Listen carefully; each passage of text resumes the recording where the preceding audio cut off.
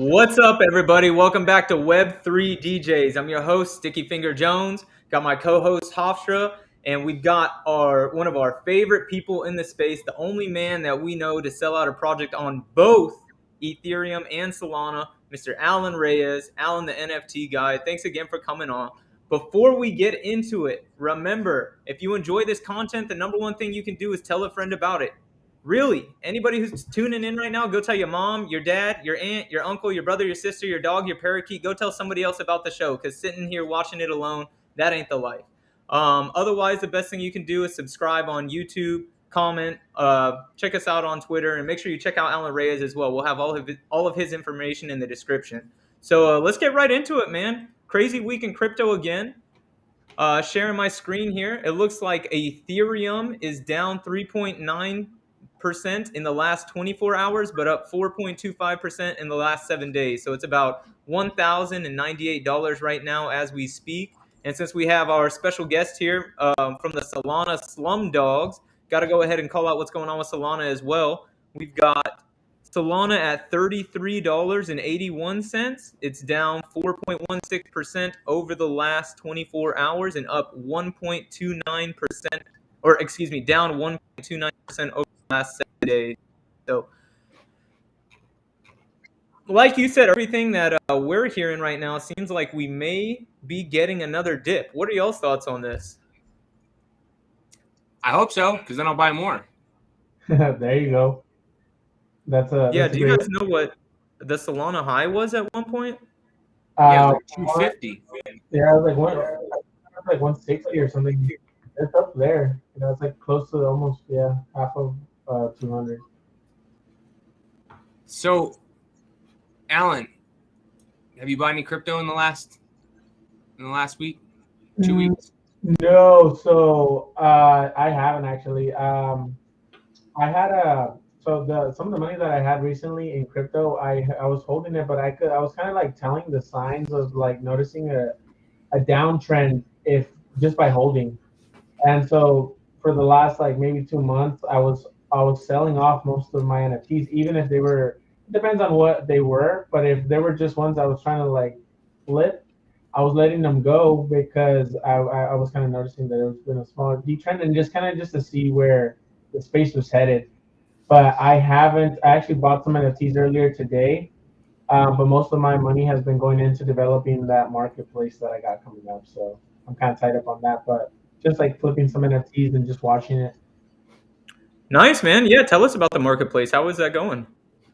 Pretty good. I just finished the white paper today, actually. So I'm excited. I'm gonna try to set up like a time where I have like a huge space, get a lot of my community involved, share that with them. But we're looking to launch it sometime in the month of July is when I want to have like the marketplace or the site where you can purchase the art up and then just pretty much just hitting the ground hard, doing marketing, outreach, branding, social media, TikTok, spaces, lives, everything and anything to get the word out there for what we've been trying to create while we got this bear market going on. Yeah, for sure. I was telling Hofstra, and I mentioned it at the beginning of the show. You're the only person I know to sell out a collection on two different blockchains and two major ones at that. I'm associated with a couple of different projects and projects that I'm working with now. Explicitly say the name, but they're actually considering pivoting, and rather than launching on Ethereum, they're thinking about launching on Solana. So, what was that like experience like for you to go from Ethereum to Solana? What are the pros and cons of that? Yeah, and that's a great question. I think the biggest hassle for me was changing developers. So like I have an Ethereum dev that I really trust, and he does all my work. I've done like 3 4 collections on ETH, so like I understand like how ETH works. So when I had a transition to understanding like on Solana, you need like a candy machine ID, and there's a bunch of other different things that you need as far as like the developer side that I didn't know you needed compared to like Ethereum. So it was just kind of dealing with the issues of like not really understanding some of the language. So it was just more of like getting another developer that I trusted enough to help me launch it. I think that was probably the biggest one. But I think as far as benefits, I think there's a couple more that you could extract from as a creator standpoint launching on Solana because it's just so much affordable. I've done like 70, 80 airdrops, and I probably spent like $30. Wow. Compared to if I did that on ETH, I would probably spend like $2,000 or $3,000 or $4,000, and that gets expensive, especially like with ETH and shit like that. How it is right now, like you're trying to save as much money as you can. And so as far as a creator standpoint, I think Solana is fucking it's awesome. I really like the like once it's launched, it's really I think it's really scalable. And that's the part. I think if you're able to create a large amount of initial volume to give you enough of what you need to kind of execute, I think it's very scalable because the transactions are not as costly as Ethereum, and I think that's going to play a big part in the growth of Solana over the next coming years, as far as like creators and things like that. Yeah, that makes a ton of sense. So overall, right now, are you bullish? Are you bearish? How are you feeling? I'm bullish on cryptocurrency overall. I am bearish as to what's going on right now, which kind of sucks, right? Because ETH and all these cryptocurrencies and NFTs are going down. But as Hoff said earlier, it's a great time to buy. Really, I think and so there's two ways to look at it, right? So like for me, I do Web3 all day. This 24/7. This is how I make my income. So I have to understand and find out ways to pivot and not be so dependent on what's going on in the market while being in Web3, right? But compared to somebody else, like if I was back in my Web2 position, I would probably be stacking up my fucking fiat and obviously like making sure I'm good and I have a stable job. Make sure you're not gonna get laid off. Make sure you have enough to pay rent. Make sure you got everything covered and you're just chilling and you're just watching the markets. I think now's a great time to stack up on Sol, stack up on ETH, buy into projects you really believe in because overall NFTs and cryptocurrency, I don't think they're going anywhere. Now, can we see dips and ups and downs? Absolutely. But are they going anywhere? I don't think so. I don't think you can make that big of a splash and just be like, all right, guys, forget it. Never mind. Like, that was a fuck up. Like, no, what the hell? So overall, I'm bullish on the ideas and concepts of what Web3 and NFTs and the technology. I think it's going to be it only makes sense that we move forward and not backwards. And so the next step is that type of cryptocurrency technology that's coming. Now, whatever it evolves into, that's really what I think once we get more into it. But I think that's where we're going next. And I just think right now we're just in the stages of like, okay, guys, we fucked it up. Now what do we do? How do we fix it? How do we improve it? How do we onboard people? And now is really the time where that's why they say that the rich people, are born in the bear market because now's the time when the real innovation is made and the companies and projects and people and teams that develop that innovation. If you're open enough to seeing that innovation through a bear market, when the bull market comes back on, those are the ones that are really going to be the ones to explode, and everyone's going to be like, "Fuck! I remember when ETH was fucking $500, $600, $700. Now it's some guy that I really and I don't want to like say it out like this because I don't and none of this is financial advice, but somebody I really respect that I believe is super smart and super like well, and he's already a millionaire. It's not all through crypto. So someone that I understands like Web2 and Web3, he thinks that it's very unlikely for Bitcoin to not pass 100,000 in the next coming years. Not in the next 5 years or 10 years. I'm not saying like that. I don't know. I'm not a fucking Bitcoin specialist, and I'm not a Bitcoin max either. But in my head, I'm just kind of trying to understand why he said that. Right? It's like, okay, why did he say that? Is it because he understands that crypto technology and that is the new just what's going to happen next? And once it's because I heard I think I heard this on Paul's podcast where Bitcoin's going to finally finish off minting in like 120 years. I don't know if you guys heard that.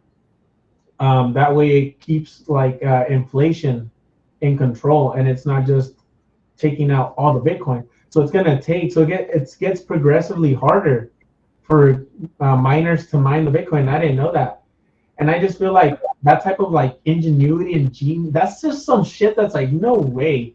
Like that's gotta be something's there that is just being overseen, and obviously I think it just has to do with current trends and like what's going on in the world, inflation. Everyone's tripping, everyone's scared. But then a couple months later, all of a sudden, and it's funny because like I want you guys to think about it. Like So I listened a lot to Alan Watts and his ideologies and philosophy, and he was talking about in the Great Depression, right?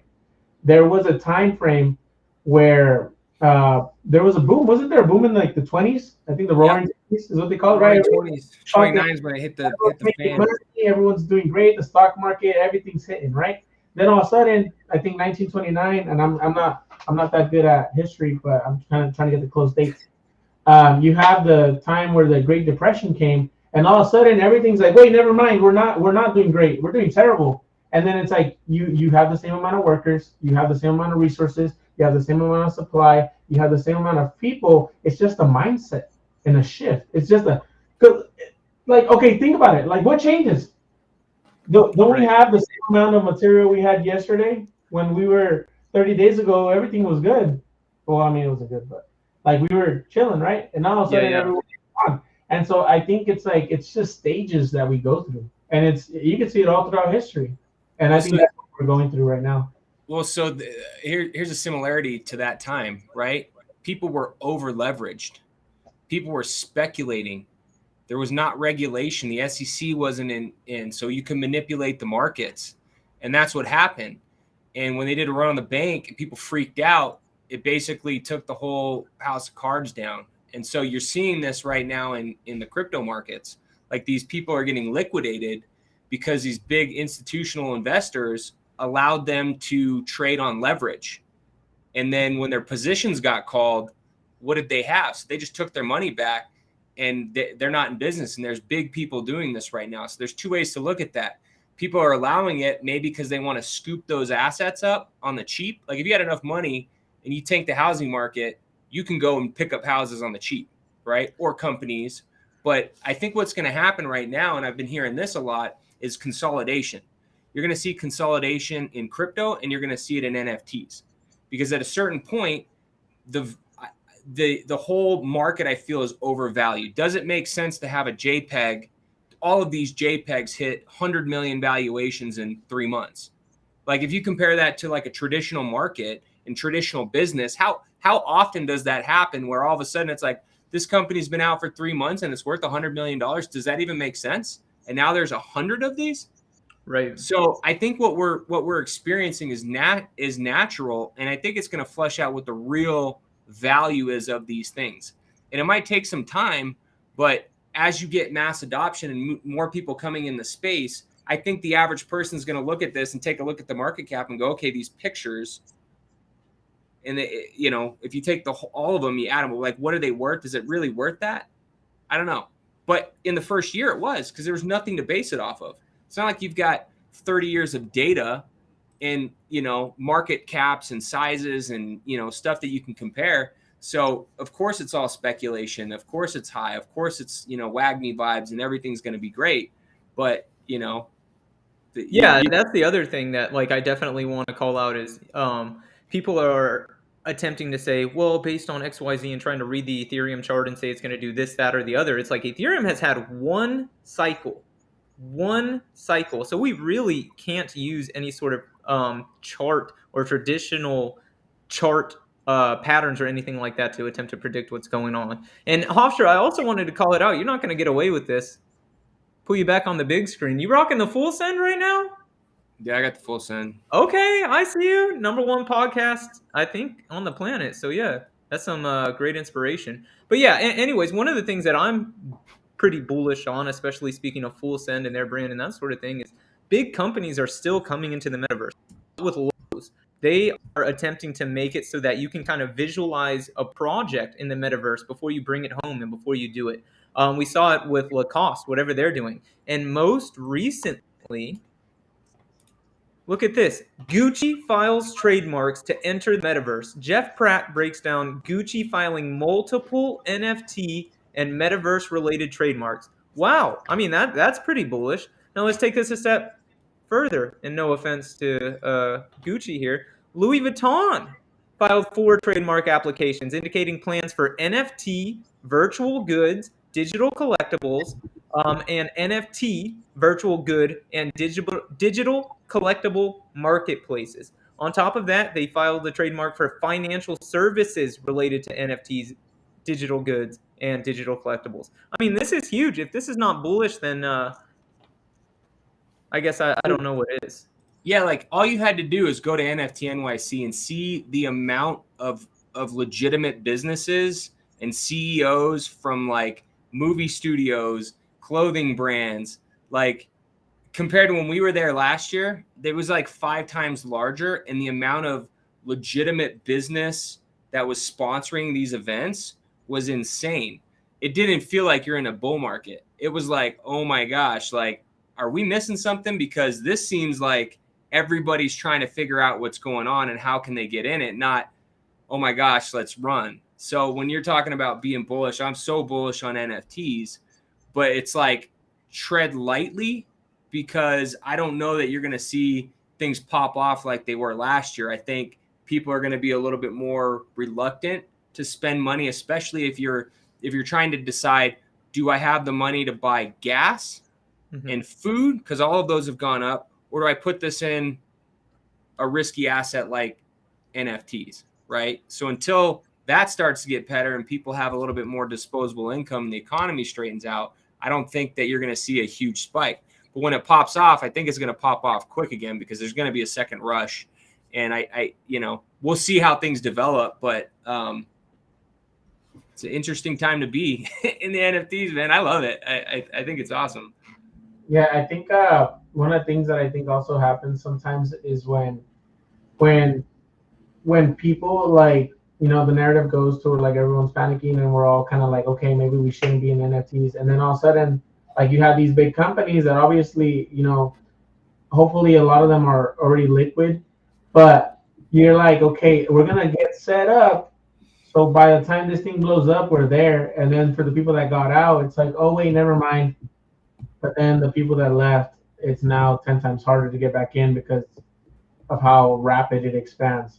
And so I think of it like kind of like watching Bitcoin at like fucking 20,000 a couple years ago, and then it dropping down to 9 or 7 when it did, and then people were like, fuck yeah, it's a fucking scam, and then all of a sudden it goes to 60.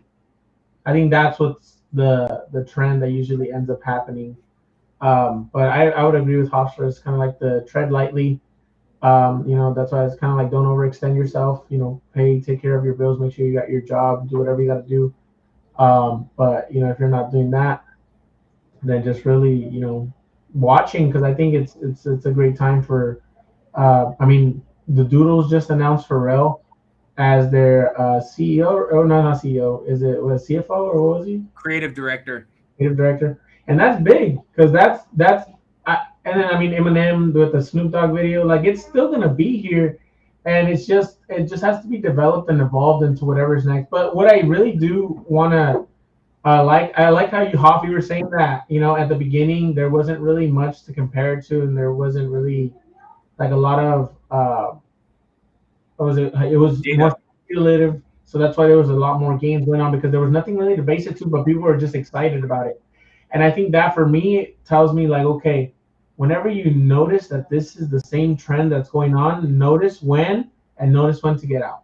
That's just, to me, it's training me, because this happens I feel like this happens everywhere in a bunch of industries where things are just doing so great, but the people that know, they know, and the people that don't, they kind of just are watching. But I feel like if you're ready for, like, okay, there's going to be something, and I'm going to say it right now, like, there's going to be something. It's either going to be a new invention, a new type of smart contract. There's going to be something that's going to be like a signal for, like, okay, this is the new Web 4 or whatever, whenever it comes. We're not having gone to it.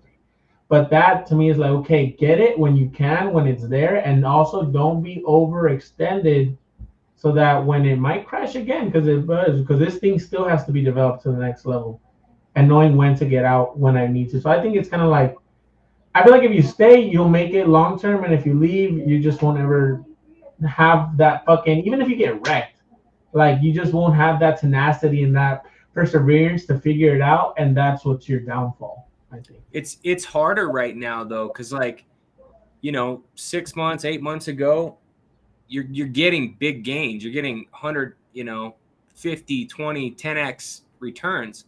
Right now, things aren't moving as quick. So No. It's like you're gonna have to sit. And if you just think of stocks don't move that fast. You got to be in them, and you're happy to get a 3x return over, 6 months or a year. Like a 30% return is incredible in the stock market. It's just We not were normal. like 1,000% returns on fucking NFTs. And Yeah, but that's where it's like even in the ICO phase, like when everybody was making money on shit coins and that whole thing, that died out, and you had this NFT thing popping off, but it's just normalizing. It was fun if you're in that and you could catch it, but the reality is the people that made money in that time, they made money because they timed it right. It's not like they even tried. You just had to be in the space. At a certain point, it didn't matter what you buy. You could buy any NFT almost, and it would go up.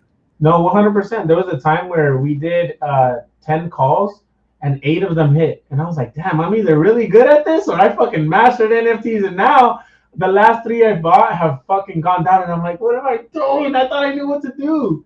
It's like just a different time. Yeah. But you know what I've been doing? I've been trying to buy underpriced good projects. Like I bought a gutter pigeon at 0.86 3 weeks ago.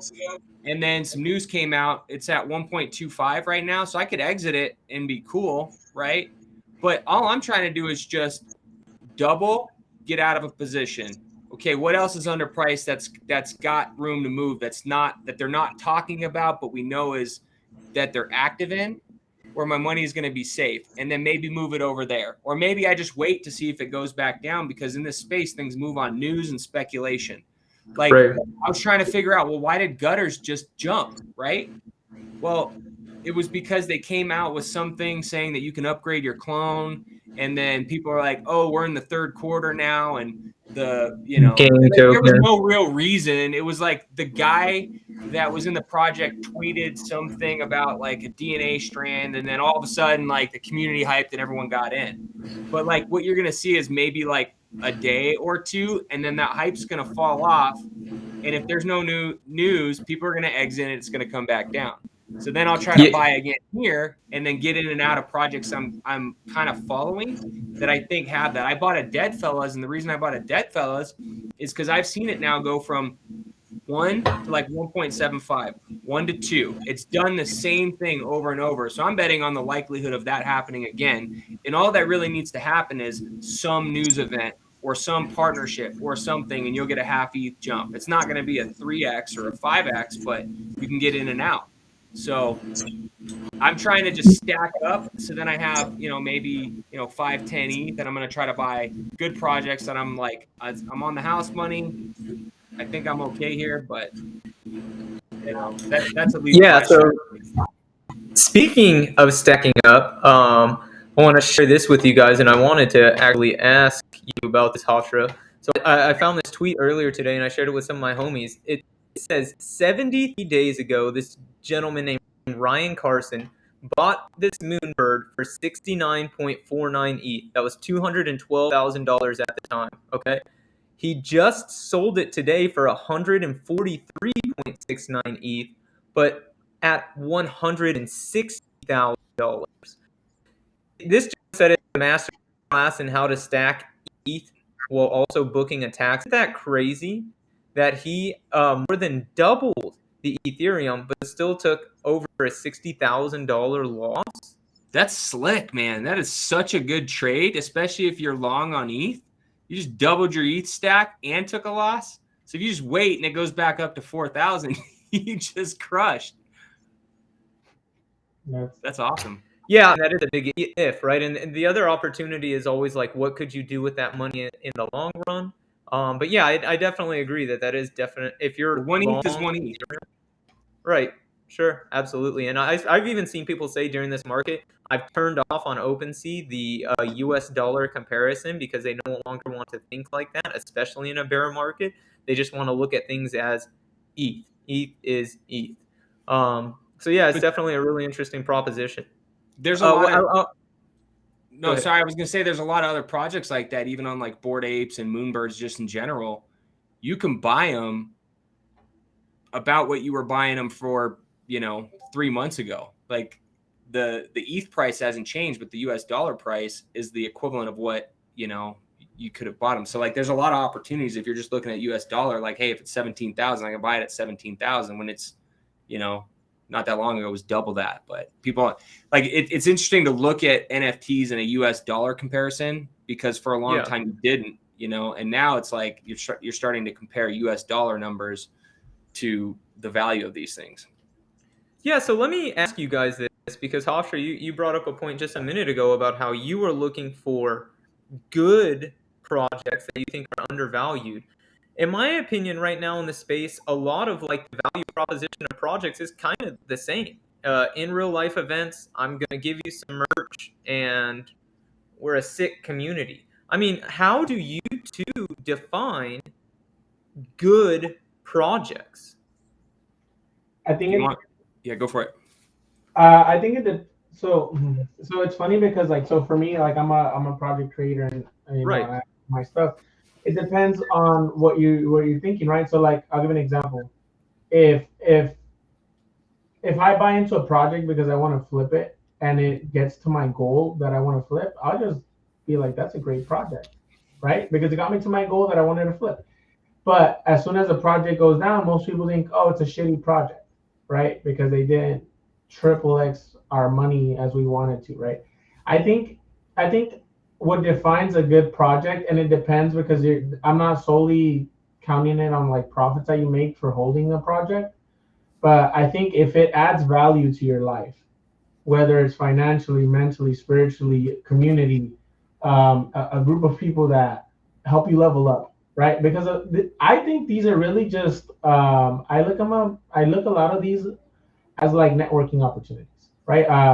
I created that POC thing and I just invited Hofstra to it. Jones, I'm actually gonna try to get you one too. But it's just where I'm inviting people that I feel like bring value to the space, and I just want to have genuine conversation because me being around you guys, being around Hoff, somebody that has that Web2, Web3, and for me, like I have my business, it helps me understand like, okay, maybe I can do this, A, B, and C, and that's valuable. The opportunity that I get to sit down with other people in the space that have different type of experiences is valuable. I think it's just what I think the value is also derived on how much you want to get out of it, right? Because I can work a community.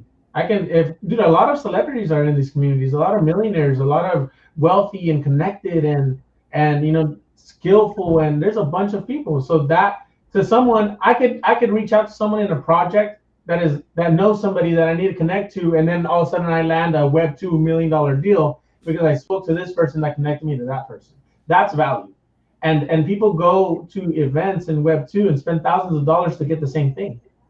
And so I think as long as it adds value to your life in some way or another, I think it's a good project.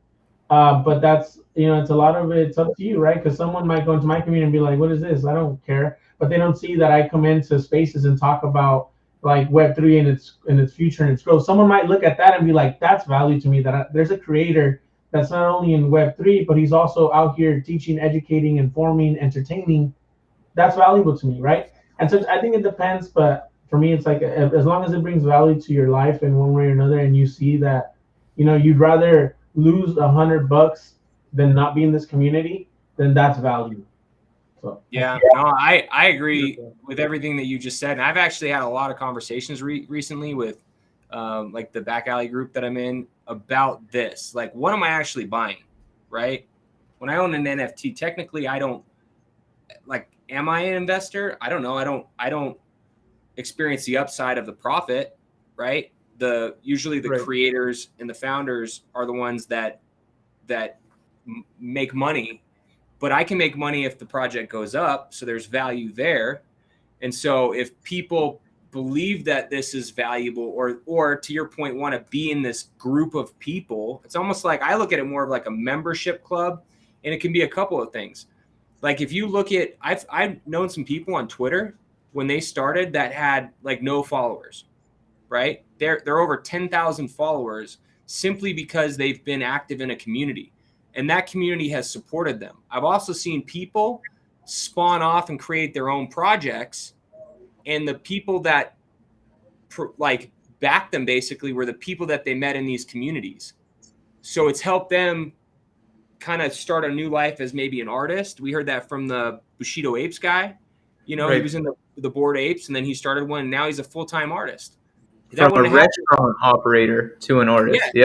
that wouldn't have happened if you weren't in NFTs. So I've seen so many people literally change their career path and do so many different things because of NFTs, or start working in Web3 with the community and have that experience. So the community absolutely is important. But then I've also been in projects where I'm like, I don't give a shit if it's, $10,000. These guys are dipshits and I don't want to be in this project. I don't vibe with these people. I don't want to rock PFP because I think you guys are whack and people aren't real in here. You go over to one project that you might not even spend that much money, but you get so much value at. Like, I'm diehard in this project. And so you really have to figure out what your taste is. And the other thing is, like, how many projects can you really be active in? You can't be active in 30 projects. What I found is it's better to be active in like 3 or 4 and really be in the community, and you'll get way more value out of it. But even if you look at like $1 per conversion on social media, there's people that pay for followers, right? So let's say you spent $500 on a project, but now you've got 3,000 new buddies and they all like rep everything that you do and retweet your shit. How much did you pay for that per follower? I mean, there's people, if they're looking at it like that the engagement that they get out of it dollar for dollar is like, it's well worth what they're getting from it. So it's kind of like music. You need to find your taste. You need to figure out who your community is. Are these people that you vibe with? Do you have a common philosophy? Are you going to want to like show up and talk to these people? Because if not, then why are you in it? For sure. I will say that is one of the biggest eye openers for me at NFT. I did not go to NFT NYC, but just looking at the pictures was the types of individuals within certain projects. And I'll just say they didn't always look like someone I might want to hang out with. Which, again, never judge a book by its cover, but books have covers for a reason, right? So, but that's also interesting. I guarantee there's tons of people I would have never hung out with, but we have a common bond in NFTs, and now there's some people I talk to all the time. yeah, I've actually learned so much from these people that we have that common bond in NFTs. And it's almost like if you're not in it, then you don't get it. Like, you're a normie, like we're into something that the rest of the people don't know. You're going to make fun of us, but we don't care. Cause it's almost got this like rebel feel. I likened it to like the hippie movement back. It's like a Web3 hippie movement, where it's this new culture, this new thing. People are talking shit about it. But yeah, it's a lot of love. It's like it's kind of just cool vibes, and if you get it, you're into it. If you don't, you're not going to understand it. Yeah, no, 100%. Yeah, so I know that you're a busy man. Again, thank you so much for coming on, Alan. Like we said earlier, one of our favorite people in the space. Since we're close to time, just wondering if you guys had any closing thoughts, anything you wanted to talk about we didn't hit. I think, man, I don't know. I think just, if you're in the space, I think now's a great time to really just, relax, enjoy yourself. Don't get so caught up. And like I said, for me, a lot of this is learning experience, right? Even if I fail, I go down, I'm like, okay, where did you falter? How can you improve for the next time this comes around? And how can you pivot from that, right? Instead of like, oh, you know what, fuck this, I hate it. No, there's a bunch of great value that I got out of it, and I think it's going to continue to grow. So for me, even though like the market's been down and things are not looking so good there, it's a great time to take all that into consideration and use it to learn. And whenever the next thing comes around or whatever happens next, I'm ready, and I have the experiences and knowledge from the past that can help me guide myself for a better future, I think. We always say you never lose if you learn. Right there, for sure. Hofstra, any closing thoughts? Yeah, I would say enjoy the process. If you're not having fun in NFTs, then why are you here? Like, that's at the end of the day, it's the experience and the connections. And, like you were saying, learning, like the whole reason I got so into NFTs is it blew my mind to see this is how business is going to be ran 10 years from now. And it kind of reminded me when social media first started, how people like, they couldn't imagine, why would you be on Facebook? Why would you be on Instagram? Like, or like a job that someone has as a social media manager was like not existent. It was almost a laughable thing. Fast forward now, it's like, if you don't do that, it's almost like, what are you doing? And I think the way that Discords were ran and the community engagement, when I saw that, I was like, whoa, like, this is going to be customer service in the future. NFTs are going to be where companies, you have a membership club and you get this access that you don't get. And it was just like so fascinating to me from a business perspective that I was like, I want to be here just so that I'm current on the trends, so that I know what's going on, because that's how you do well in business. You got to be on the front end of these waves. If you're catching it way over here, you miss the boat. But if you can hop on and hit things timing right and take all this stuff that we're learning and apply it, like, you're going to do really well. You might get laughed at a little bit, but when everybody else catches on, you're going to be years ahead of them. So I would say enjoy the process and learn. Just be a student of the game. And right now is a really good time to learn. Yeah, I agree. For sure. So my kind of pull it up one more time. We mentioned earlier, all these brands are coming into this space. I want to highlight Louis Vuitton specifically because I was listening to a podcast about an individual who worked on the exec team for Louis Vuitton, and they said Louis Vuitton does not make a single move with their business without having the thought of what this is going to do 100 years down the road. So many businesses in Web 2 and Web 3 are operating in the short, and to see a company like this at their core does not do anything without that 100-year mindset come into NFTs, to me, I think that we're in a really great place. We're right where we need to be. The other thing I wanted to share, again, Alan, thank you so much for coming on. Here's his social. We'll make sure we plug all of that in the description. Again, creator of Crypto Cannibal, Solana Slumdawgs, one of our favorite people in the space. Thank you so much for making time to pop on kind of in the spur of the moment. And to all of you listening who tuned in, thank you all so much. Your support is what drives us. If you enjoyed this content, like we said at the beginning of the show, tell your friends about it, tell your mama about it. She needs to hear it too. Otherwise, I'm Sticky Finger Jones. This is Hofstra and our good friend Alan Reyes. Until next time, Peace. peace.